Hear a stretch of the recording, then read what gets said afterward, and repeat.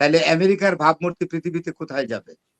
এমনিতেই তো ইসরায়েলকে ব্ল্যাঙ্ক চেক দিয়ে আমেরিকা দারুণ সমালোচনার সম্মুখীন হচ্ছে সারা ওয়ার্ল্ডে। এবং আরেকটি কথা, ইউরোপিয়ান ইউনিয়ন তো বলছে যে আমরা যুদ্ধে, বিশেষ করে নেটো বলছে, নেটোর সমস্ত সদস্য যাবে না যুদ্ধে। তারা বলছে যে না, আমরা এই যুদ্ধ করব না। স্পেন সরাসরি বলেছে, স্পেন বলেছে I must not be the part of this illegal war. এবং এই যে ব্রিটেনের প্রাইম মিনিস্টার, আপনার দেশের, আপনি যেখানে এখন আছেন, কিয়ার স্টারমার, উনি বলেছেন যে হ্যাঁ, বেস দিয়েছি ব্যবহার করতে, কিন্তু এটা একটা ইললজিক্যাল ওয়ার এবং অন্যায় যুদ্ধ, এটাতে আমি কখনোই সৈন্য পাঠাবো না বা হেল্প করবো না। উনি এইটাও বলেছেন যে ব্রিটেন চায় না ইরাকের অভিজ্ঞতা নিয়ে। ইরাক থেকে ব্রিটেন যেই অভিজ্ঞতা পেয়েছে, এই অভিজ্ঞতা পুনরায় আবার ইরান থেকে নেবে, এইটার জন্য ব্রিটেন প্রস্তুত না। সুতরাং এখানে কিন্তু বাইফার্কেশন হয়েছে, ডিফারেন্স অফ অপিনিয়ন তৈরি হয়েছে ইউরোপিয়ান ইউনিয়ন এবং ন্যাটোতে। আপনি এটা দেখে মানে ফরাসি যুদ্ধ বিমান সংযুক্ত আরব আমিরাতে ইরানের ড্রোন ভূপাতিত করলো ফরাসি যুদ্ধ বিমান, এবং শ্রীলঙ্কার উপকূলে ডুবেছে ইরানের শক্তিশালী যুদ্ধ জাহাজ। এটা হতেই পারে, যুদ্ধ যখন হয়েছে তো ডুববেই। তো ফরাসি এটা আমরা শুনছি, চায়না এবং চায়না এবং রাশিয়াও তো যুদ্ধ জাহাজ পাঠাইছে। হ্যাঁ, ইউরোপ থেকে মানে ইউরোপে তো 2 ভাগ হয়ে গেল, ইউরোপ 2 ভাগ হয়ে গেল। এবং রাশিয়া এবং চায়নার যে জাহাজগুলো, এটা তাজ হাসমি যেটা বলেছে, ওনার কোড বলে, এগুলা this are on the way, এগুলো তো ওয়েতে আসছে, এবং তারা গালফে একটা ডেটারেন্স তৈরি করবে আলটিমেটলি। সুতরাং একটা যুদ্ধ জাহাজ কতটুকুন, এত বড় যুদ্ধ জাহাজ নয়। ইরান তো যুদ্ধ জাহাজ অত বড় না ইরানের। ইরান মিসাইল দিয়ে যুদ্ধ করবে, মিসাইল দিয়ে আরোহী লাগে না। এবং সবচেয়ে বড় কথা যেটা, যদি তাজ হাসমির কথাই ঠিক হয়, এটা খুব ডেঞ্জারাস। যদি এরকম মিসাইল ইরানের হাতে থাকে, যেটা অ্যাটম বোমা বা অ্যাটমিক শক্তি ক্যারি করতে পারে, তাইলে তো ইরান যদি দেখে তার এক্সিস্টেন্সিয়াল ক্রাইসিস তৈরি হয়ে যাচ্ছে, অর্থাৎ তার অস্তিত্ব হুমকির মুখে, তাহলে ইরান সর্বোচ্চ সিদ্ধান্ত নিবে, যেটা পৃথিবীর জন্য একটা প্রলয়ঙ্করী অভিজ্ঞতা হবে। তো সেখানে কিভাবে এটার মানে যদি যুদ্ধ কন্টিনিউই চলতে থাকে, তাহলে আসলে কি হতে পারে? মানে এটা কি যুদ্ধ চালিয়ে যাবে যুক্তরাষ্ট্র, এরকম সিদ্ধান্ত নিবে কিনা ইসরায়েল বা যুক্তরাষ্ট্র, তাদের যদি সক্ষমতা না থাকে? ট্রাম্প তো এমন একটা লোক, ট্রাম্পের মতো অস্থির মতির লোক, মানে খুব আর অগ্রপশ্চাৎ না ভেবে কাজ করা লোক আমি কোন প্রেসিডেন্ট আমেরিকাতে হয় নাই। এক ভদ্রমহিলা ইন্ডিয়ার, তার নাম সুহাস্তিরা, উনি বলতেছে স্ট্র্যাটেজিক জিনিয়াস। কোথাকার স্ট্র্যাটেজিক জিনিয়াস?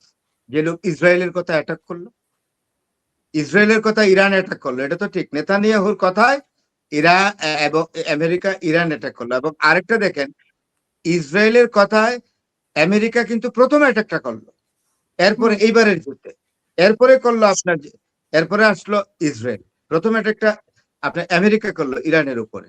তাইলে কিসের স্ট্র্যাটেজিক জিনিয়াস সে? আপনি আপনি ইসরায়েল তো ইয়াকে দিয়া কাজ করাইতে চাইছিল, বুশকে দিয়া ইরান আক্রমণ করাইতে চাইছিল আপনার ইয়েকে দিয়া, আপনার কি জানে বলে, বারাক ওবামাকে দিয়ে করাইতে চাইছিল এটা ইরানের উপরে অ্যাটাক করতে চাইছিল আপনার এই যে আমেরিকার প্রেসিডেন্ট ক্লিন্টনকে দিয়ে। কই, তারা তো রাজি হয়নি, কিন্তু ইজিলি সেল হয়ে গেছে কে? Donald Trump. তাকে আমি স্ট্র্যাটেজিক জিনিয়াস কেমন করে বলবো?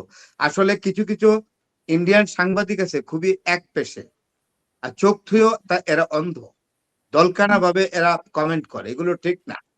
আবার অনেকে আছে অত্যন্ত নিরপেক্ষ ভাবে বিশ্লেষণ করে। এই সব দলকানা এবং এক পেশে সাংবাদিকদের নিয়ে কেন যে নিয়ে আসে ইন্ডিয়া? হ্যাঁ, এই যে মোদিপন্থী আর কি, মোদিপন্থী যারা আছে তারাই এইসব কথাবার্তা গুলো অন্ধের মতো কথাবার্তা বলে, যে স্ট্র্যাটেজিক জিনিয়াস হলে আমেরিকার মতো একটা মহান দেশকে এরকম একটা যুদ্ধের মধ্যে জড়িত করে তার প্রেসিডেন্ট, এবং এই যুদ্ধটা কনক্লুড করতে, এটাকে টেনে এনে শেষ করা তো খুব কঠিন হয়ে যাবে। যুদ্ধটা তো ছড়িয়ে গেছে, বুঝতে পারছেন না?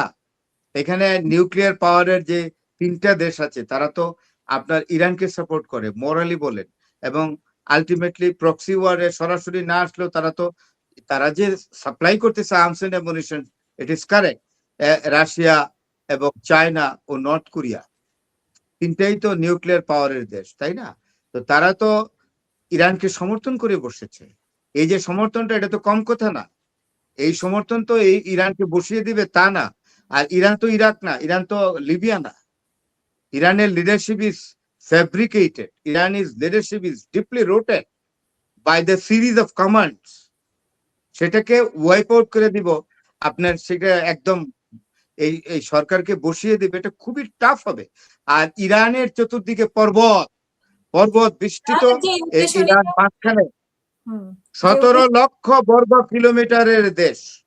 17, প্রায় 17, 16 লক্ষ কত যেন, প্রায় 17 লক্ষ বর্গ কিলোমিটারের দেশ, পাকিস্তানের চেয়ে অনেক বড়। আপনি তাহলে যে বুঝতে পারছেন? পাকিস্তানে, জি জি, পাকিস্তানের চেয়ে আয়তনে অনেক বড় ইরান। এটা ভেনিজুয়েলা না যে ক্লিন্টন তার কোটের পকেটে ঢুকাই ফেলবে, আর সরি, আই এম সরি, না ডোনাল্ড ট্রাম্প তার কোটের পকেটে ধরে ফেলবে, অথবা তার নেকটাই দিয়ে বেঁধে ফেলবে, যেমন ভেনিজুয়েলাকে বেঁধে ফেলছে। ইরানকে তার গলার টাই দিয়ে বাঁধতে পারবে না। না এবং তারা তো শুরুতে এরকমই ভেবেছে। ল্যান্ডস্কেপটা স্ট্র্যাটেজিক, ল্যান্ডস্কেপ যে ভূখণ্ড, এটা অত্যন্ত কৌশলগত ভূখণ্ড। আফগানিস্তানে কিন্তু কোনো বিদেশি শক্তি এসে বেশি দিন টিকে না, because Afghan land is very unfriendly and Iranian land is also unfriendly because of exactly in the field of getting access of any foreign enemy. না তাহলে যেটা যুক্তরাষ্ট্র যেটা চিন্তা করে ইয়ে করেছে যে তাদের শীর্ষ নেতাদেরকে মেরে ফেলবে, খামেনিকে মেরে ফেলবে, তারপর তারা কাবু হয়ে যাবে। তো এটা তো আপনি তাদের একটা আসলে আপনাকে আপনি একটা জিনিস দেখেন, খামেনি জীবিত অবস্থায় তো ইরান তো এত বেপরোয়া আক্রমণে যায় নাই। না। খামেনিকে মেরে ফেলার পরে, খামেনি তার নয় শুধু, এখানে সর্বোচ্চ নেতা খামেনি আছে, সেনাবাহিনী প্রধানকে মেরে ফেলছে, প্রতিরক্ষা মন্ত্রীকে মেরে ফেলছে, আরো হুম, ডিফেন্সের 13 জন মিলে হলো 15 জনকে মারার পরে অনেকে পশ্চিমা বিশ্বের একটা প্রেডিকশন ছিল যে ইরান শেষ, কিন্তু তা না। এই 15 জনকে মারার পর 15 জন আবার সেজে গেছে, বাকি 15 জন তারা তো ভেহিমেন্টলি অ্যাটাক করে বলছে। আর একটা পলিটিক্যাল লিডারশিপের মধ্যে নাই তো এটা। যুদ্ধটা কিন্তু, ইরানের যুদ্ধটা এখন রাজনৈতিক নেতৃবৃন্দের নেতৃত্বে নাই, যুদ্ধটা চলে গেছে আইআরজিসি তে। আইআরজিসি অত্যন্ত মানে আর্টিকিউলেট, তারা কমান্ডকে বিভিন্ন করছে, বিভিন্ন কমান্ড থেকে তারা আক্রমণ পরিচালনা করবে। সেটা তো বাইফারকেটিং অ্যাটাক,